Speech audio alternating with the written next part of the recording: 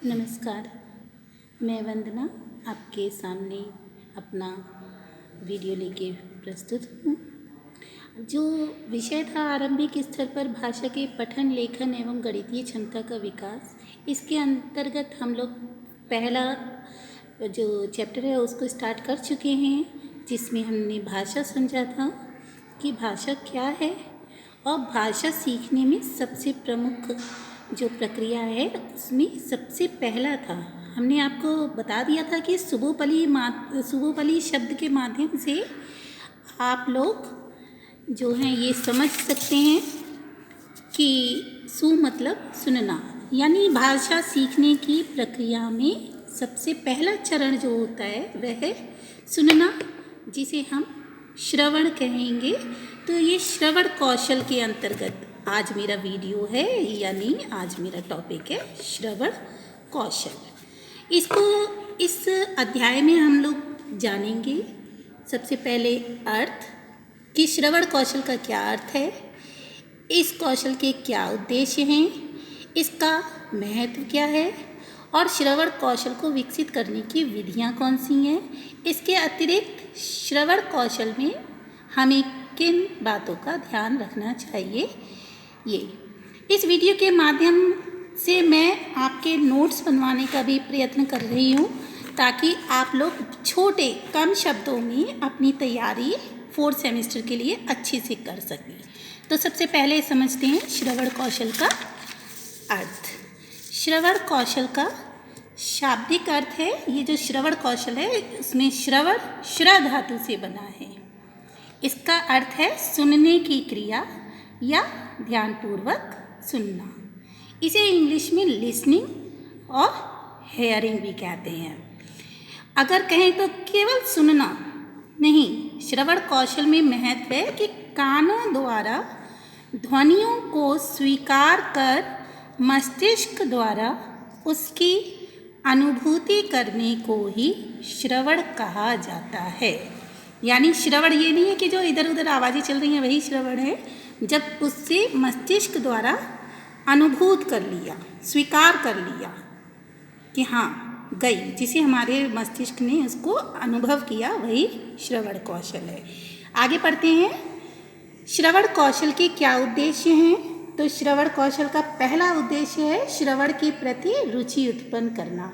आप देखते हैं कि हम लोग छात्रों को पढ़ाते हैं कि छात्र रुचि पूर्वक सुन रहे हैं या नहीं, तो उसमें श्रवण में रुचि को जागृत करना सबसे महत्वपूर्ण है। दूसरा उद्देश्य है सुनकर अर्थ ग्रहण करने की योग्यता विकसित करना, यानी छात्रों में श्रवण कौशल के माध्यम से हम उनमें क्या कर सकते हैं कि वह उस बात को सुनकर उसका अर्थ ग्रहण कर सकें, ऐसी उनमें योग्यता आ जाए। अगला है शुद्ध उच्चारण करने की योग्यता विकसित करना, यानी कि ऐसा नहीं है, आप लोग देखते होंगे ना, छा को छा पढ़ दिया, तो जब तक शुद्ध उच्चारण नहीं सुनेंगे वो शुद्ध उच्चारण कर भी नहीं पाएंगे। तो शुद्ध उच्चारण करना बहुत ज़रूरी है ताकि वह उसको शुद्ध उच्चारण को सुन सके। अगला है श्रुत सामग्री के सारांश को ग्रहण करने की योग्यता विकसित करना। जो भी उन्होंने सुना है उसकी सारांश, बहुत बड़ी बात को छोटे छोटे शब्दों में व्यक्त कर लें, उसके अर्थ को समझ लें, उसकी योग्यता को विकसित करना इसका उद्देश्य है। अगला है वक्ता के मनोभावों को समझना। जब हम कह रहे होते हैं तो चेहरे के जो हाव भाव है वह क्या करते हैं, उस बात के भाव को समझने में मदद करते हैं। अगला देखेंगे श्रवण कौशल का महत्व क्या है।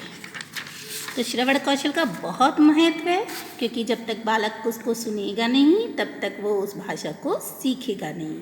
भाषा सीखने का जो है सबसे पहला चरण ही श्रवण है। तो पहला है श्रवण ही भाषा ज्ञान का आधार बनता है। इससे भी हम इस लाइन से समझ सकते हैं कि पहला चरण क्या हो गया, श्रवण।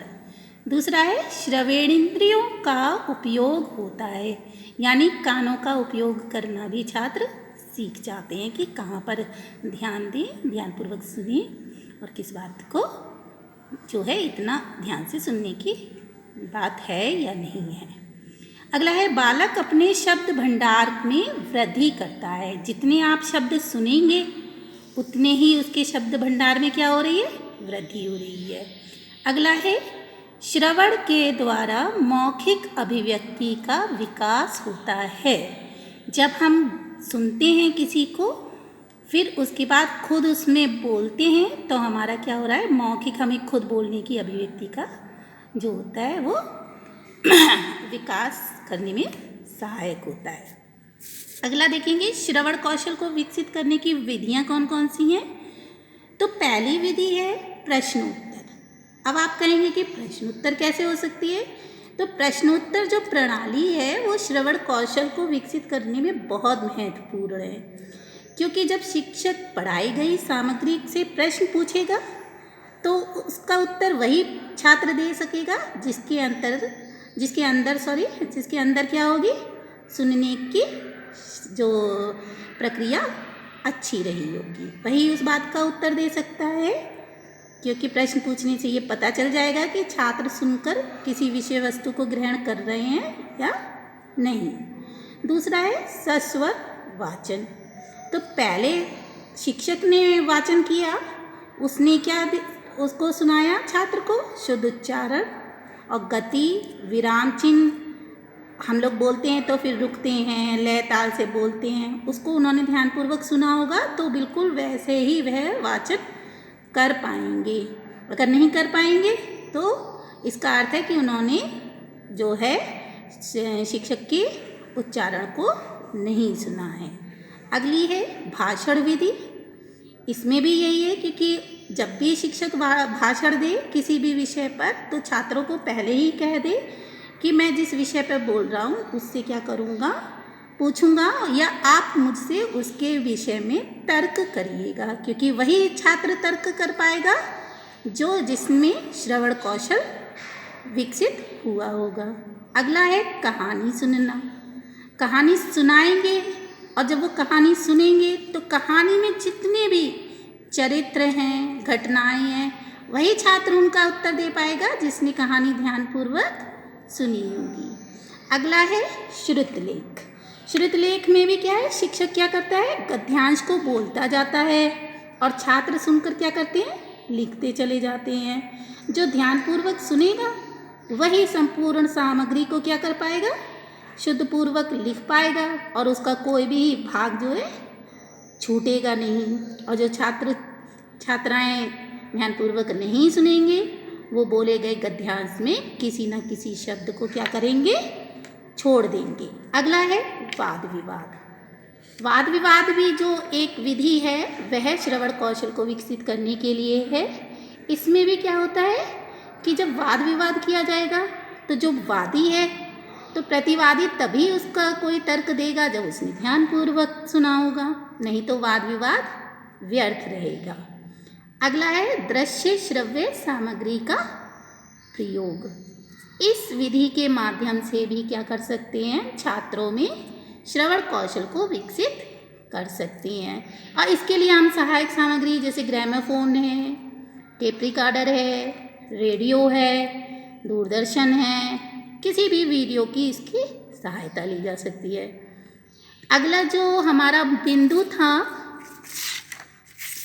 वह था कि हम इस कौशल को विकसित करने के लिए किन बातों का ध्यान रखें।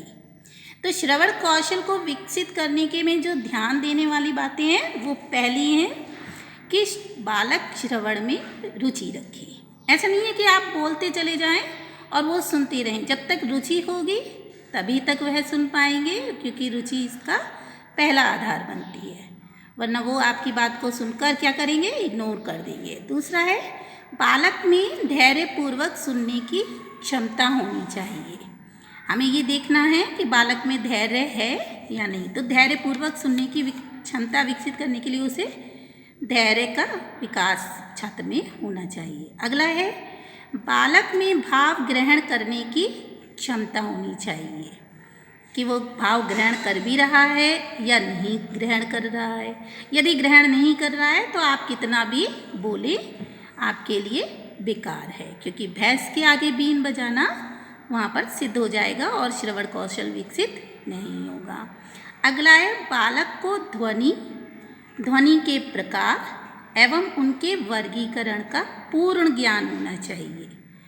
जो हम सुन रहे हैं वह क्या होनी चाहिए, उनको उसका पता होना चाहिए, तभी क्या होगा, श्रवण कौशल विकसित हो पाएगा। अगर उन्हें ध्वनि की जानकारी नहीं है तो आप कुछ भी कर लें तो वो पता लगे आप कहो प्याला और उन्हें प्याले के जो है ध्वनि सुनाई नहीं दे रही, उनको पता ही नहीं है, तो वह व्यर्थ है। अगला है बालक की श्रवणेंद्रियां ठीक होनी चाहिए, यानी उनके जो कान हैं उनमें क्या है, कोई विकार नहीं होना चाहिए, और अगर यदि उनमें कोई दोष है तो उसका उपचार करने के बाद श्रवण कौशल उनका विकसित हो जाएगा।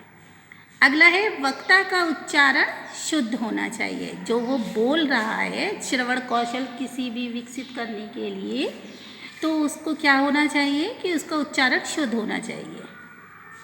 कि राम बोल रहे हैं लेकिन रा खुद नहीं बोल पा रहे हैं और लाम लाम कर रहे हैं, तो श्रवण क्या होगा, जो बच्चा सुन रहा है जिसका आरंभिक स्तर है तो वो राम नहीं बल्कि लाम लाम ही करेगा।